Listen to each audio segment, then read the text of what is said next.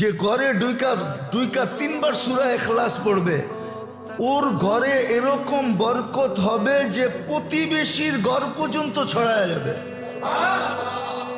ওই বরকত যায়া উছলায়া বুঝেন কি উতরায়া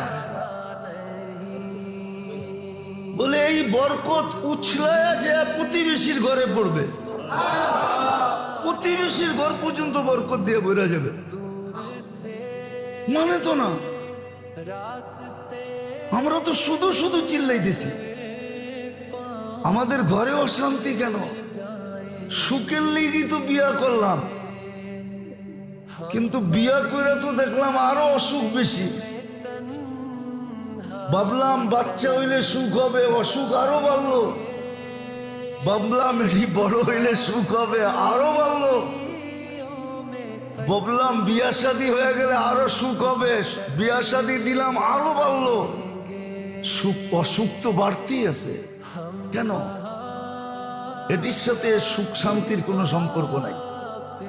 আসেন তওবা কইরা মুহাম্মদুর রাসূলুল্লাহর আদর্শ মানি, আল্লাহর হুকুম মানি।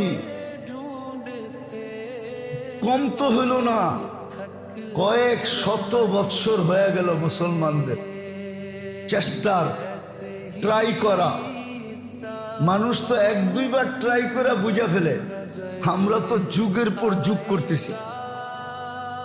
শত শত বৎসর পার হয়ে গেল বিজাতির রঙে রঙিন হইয়া, কিন্তু কিছু তো করতে পারলাম। নবী বলছে সুবহানাল্লাহ 100 বার পড়লে, কথাটা বোঝেন, 100 বার কেউ সুবহানাল্লাহ পড়লে 100 নবী বংশের গোলাম আজাদ করার সওয়াব।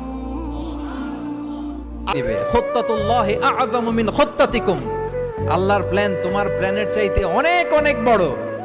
তুমি জানোই না যে আল্লাহ তাআলা তোমাকে দিয়ে কোন